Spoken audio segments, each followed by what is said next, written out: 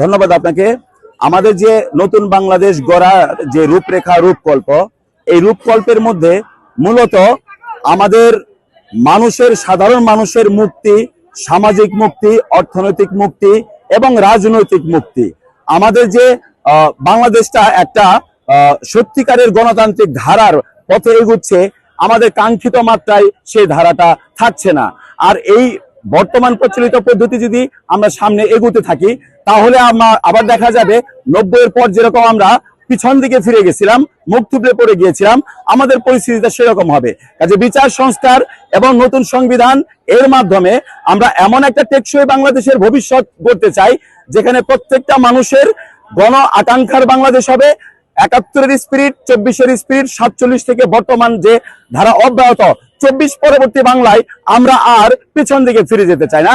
আমরা সামনের দিকে সাধারণ মানুষের আকাঙ্ক্ষার কথাগুলো নিয়ে, তাদের স্বপ্নের কথাগুলো নিয়ে আমরা সামনের দিকে এগিয়ে যেতে চাই। আমাদের রূপকল্প হচ্ছে ভবিষ্যৎ বাংলাদেশের সাধারণ মানুষের স্বপ্নের যে বাংলাদেশ, সেই স্বপ্নের বাংলাদেশ। এখানে কোনো হতাশা থাকবে না, সবাই তাদের অধিকার পাবে, পরিপূর্ণ নাগরিক অধিকার নিয়েই তারা জীবন যাপন করবে, শান্তির বাংলাদেশ হবে। এটাই হচ্ছে আমাদের চাওয়া। নতুন বাংলাদেশে নতুন রাজনৈতিক বন্দোবস্ত থাকবে। নতুন রাজনৈতিক বন্দোবস্ত এই কারণেই থাকবে যে আমাদের অর্থনীতি, সমাজনীতি, ধর্মনীতি, আমাদের মানব জীবনের প্রত্যেকটা ডাইমেনশন এমন জায়গায় চলে যায় যেটা একমাত্র নিয়ন্ত্রক হচ্ছে রাজনীতি। কাজে রাজনীতি যদি নতুন বন্দোবস্ত না হয়, তাহলে সেই ৫৪ বছরের যে ধারা, সেই অব্যাহত ধারায় আমরা যদি থাকি, তাহলে নতুন বাংলাদেশ আমরা পাবো না। সে কারণে নতুন রূপকল্প হচ্ছে সেই রূপকল্প, যেই রূপকল্পে আমরা পুরোনো জায়গায় ফিরে যাব না, নতুন জায়গায় আসবো।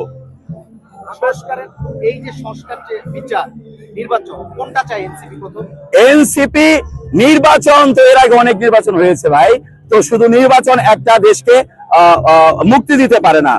তো একটা শাসকের পরিবর্তন একটা জাতির মুক্তি এনে দিতে পারে না।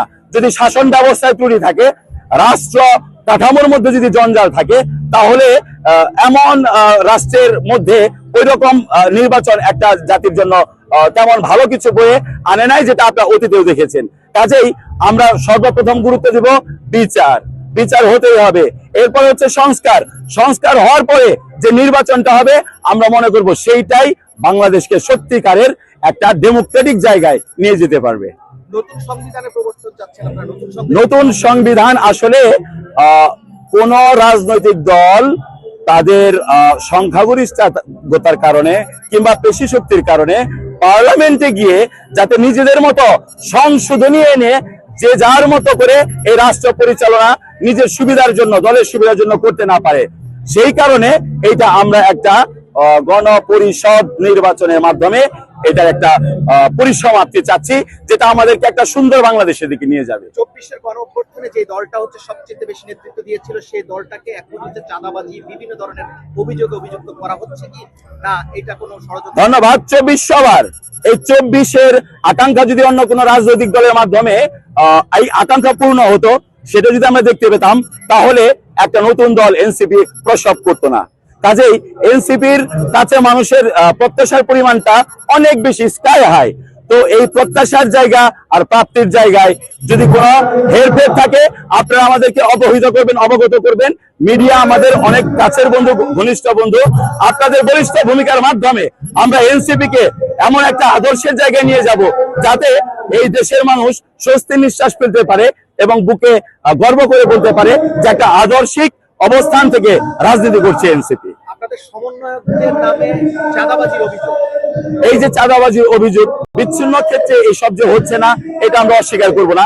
এটার দায়ও আমরা নিতে চাই এবং সেই দায় নিয়ে যে ধরনের ব্যবস্থার মাধ্যমে এটা একদম চিরতরে বিলুপ্ত করা যায়, আমরা সেই পথে হাঁটছি।